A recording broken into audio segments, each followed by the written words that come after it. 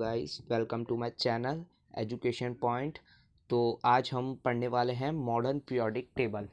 जो हमने कल चैप्टर स्टार्ट करा था, हमने periodic classification chapter 10th chemistry का 5th चैप्टर है। Chapter class 10th chapter 5th है। ओके, तो आज हम उसी का पार्ट पढ़ने वाले हैं modern periodic table. Modern periodic table किसकी है? मॉडर्न पीरियोडिक टेबल है बाय हेनरी मोज़ले। ये देखिए, बाय हेनरी मोज़ले की टेबल है ये। अभी क्वेश्चन आता है डायरेक्ट कि अभी हम प्रेजेंट में जो टेबल यूज़ कर रहे हैं वो किसकी है? वो है बाय हेनरी मोज़ले। हेनरी मोज़ले की टेबल हम यूज़ करते हैं या फिर हम पढ़ रहे हैं उसको। ठीक है, अब हम बात करते हैं मॉडर्न पीरियोडिक टेबल। ये कब आई? ये आई 1913 में। ये भी क्वेश्चन आ चुका है। हेनरी मोज़ले की जो टेबल है, ये हेनरी मोज़ले की ये टेबल कब आई, ये मतलब कब इन्वेंट हुई? तो ये थी 1913। ओके, तो हेनरी मोज़ले की टेबल 1913 में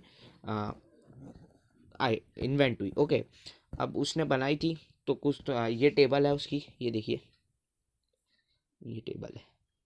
अब इस टेबल के हम बारे में पढ़ेंगे कि the properties of elements are periodic function of their atomic numbers. ये दोस्तों, ये जो पॉइंट है, ये आपको, ये आईएमपी पॉइंट है। अभी इससे पहले हमने क्या पढ़ा था कि जो सब जितने भी हमने पढ़े थे, न्यूलैंड्स, मेंडलीव, उन्होंने ऑन द बेसिस ऑफ किस पे बनाई थी? Basis on the basis of on the basis उन्होंने बनाई थी इंक्रीजिंग एटॉमिक मास पे बनाई थी उन्होंने। समझ आए? भाई बारी है एटॉमिक मास पे, समझ आए? एटॉमिक मास पे बनाई थी उन्होंने। लेकिन अब ये जो टेबल आई है, ये on the basis of atomic number. ये क्वेश्चन आता है कि हेनरी मोज़ले की टेबल किसके बेस पे बनी हुई है? तो ये बेस सीधा सा एक ही बेस बताएंगे आप सब, on the basis of atomic number. अब हम इसके बारे में पढ़ लेते हैं थोड़ा सा कि ये देखिए, there are 7 horizontal rows called as period and 18 columns are called groups। ठीक है, ये देखिए, ये री टेबल में देखिए। Okay, these are called periods, these are called groups। okay, these are called periods, these are called groups। ठीक है, there are 7 groups।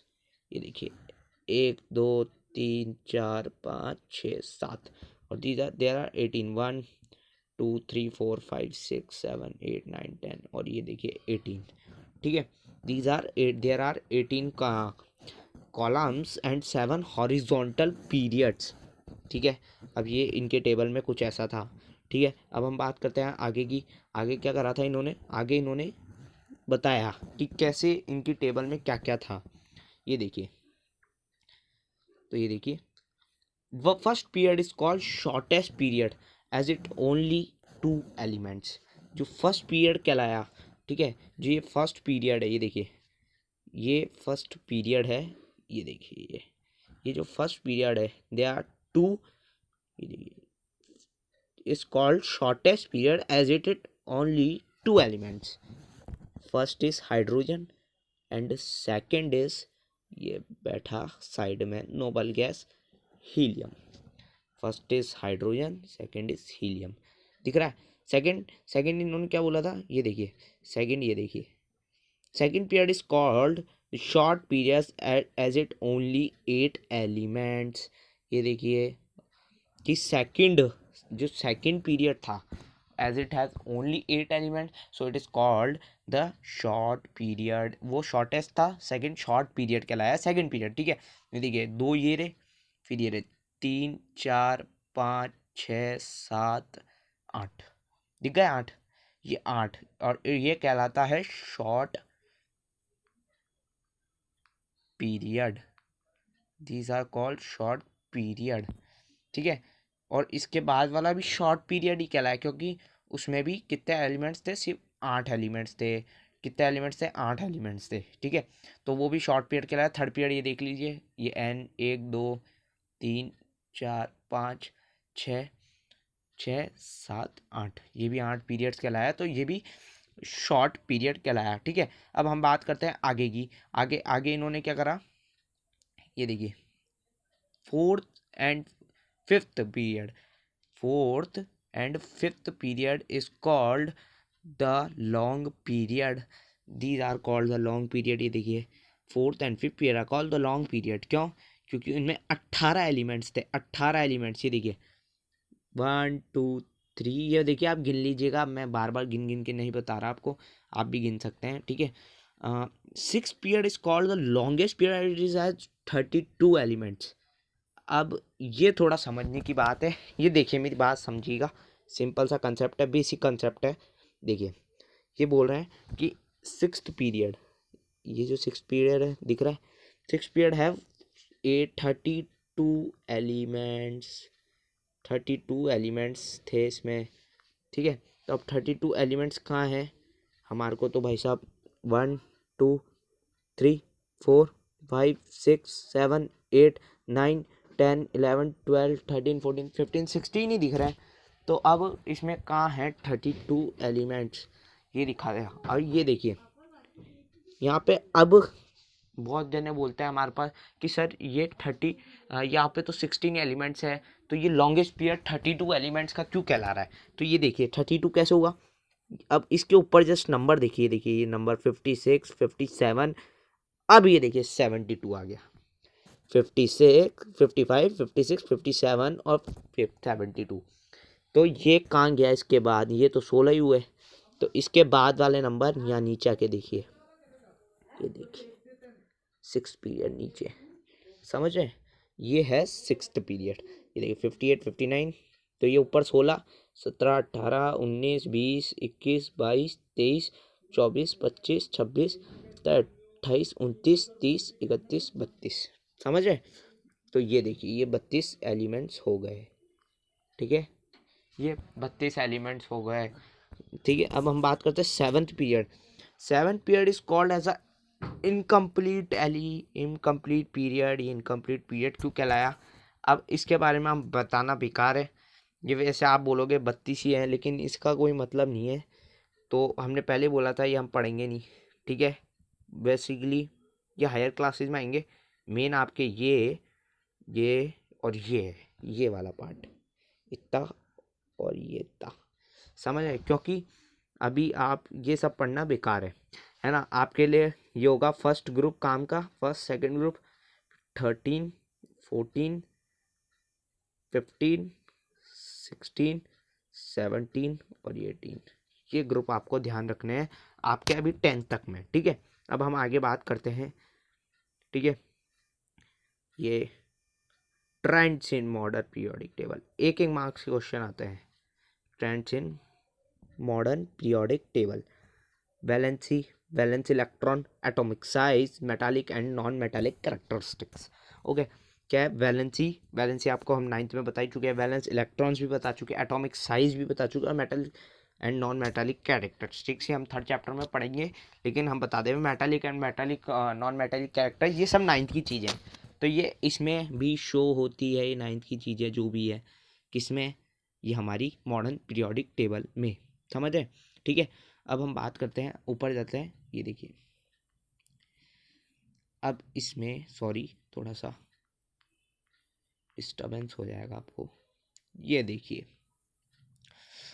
Valence electron, first क्या है वैलेंस, वैलेंसी तो आपको पता है, valence electron, the elements in the first group have one valence electron. जो first group ये है ना, ये हमारे भाई साहब ये तीन फर्स्ट ग्रुप के, इनकी ये है one valence electron, one valence electron, इनका वन वैलेंस इलेक्ट्रॉन है। आप कैसे हम प्रूफ करके बताते हैं, देखिए हम लेते हैं, ये देखिए अब मैं कैसे बताता हूँ, वन वैलेंस इलेक्ट्रॉन, हम हाइड्रोजन को लेते हैं, हाइड्रोजन का एटॉमिक नंबर 1, तो इसमें इसके आउटर मोस्ट शेल में कितना हुआ 1, तो इसके वैलेंस इलेक्ट्रॉन कितने हुए 1 इलेक्ट्रॉन हुए, समझ रहे। तो और सेकंड हम ले लेते हैं फर्स्ट ग्रुप में इन्होंने बोला, देखिए first group have one valence electron. Okay, तो सेकंड ले लेते हैं lithium, hydrogen helium lithium, lithium का है 2 1 valence electron 1, outer most shell में कितना है 1, तो ये देखिए, अब मैं सोडियम का भी, हम मैं सारे नहीं बताऊंगा, सोडियम का एक और बता देता हूँ क्योंकि बड़ा नंबर है, ठीक है। सोडियम का एक और बता दूँ, सोडियम का क्या है, 281 इलेक्ट्रिक कॉन्फ़िगरेशन। लास्ट सेल में कितने हैं, 1। वैलेंस इलेक्ट्रॉन कितने हुए, 1।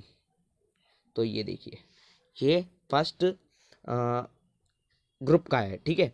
अब हम बात करते हैं second, third, fourth, third group, second. फिर आपके लिए मैंने बताया कि थर्ड ग्रुप 13 होगा, फोर्थ ग्रुप 14 होगा, क्योंकि बीच के थर्ड फोर्थ फिफ्थ ग्रुप आपके काम के नहीं है, ठीक है। The elements in the second group have second two valency and the element in the 13th group have 3 valence electron and so on, ठीक है।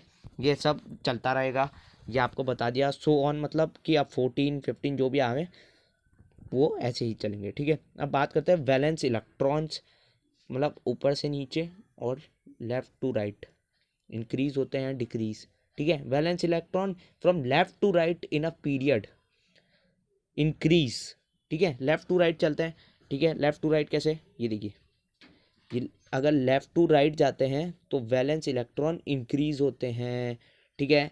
और valence electrons remain same from top to bottom. अगर हम top to bottom में आते हैं, अगर यहाँ से यहाँ आते हैं तो रिमेन सेम होते हैं, और अगर हम यूँ जाते हैं वैलेंस इलेक्ट्रॉन में तो इंक्रीज होते हैं, ठीक है। लेफ्ट टू राइट में इंक्रीज होते हैं और valence electron remain same from top to bottom, okay, ठीक है। कंसेप्ट बेसिक था, ठीक है। और अगर वैलेंस इलेक्ट्रॉन है, वैलेंस इलेक्ट्रॉन अगर सेम है, remain bottom top to bottom में अगर रिमेन सेम है वैलेंस, तो वैलेंसी भी रिमेन सेम रहेगी, ठीक है। देखिए, the valencies remain same from top to bottom and increases from left to right, simple सा कंसेप्ट है, ठीक है।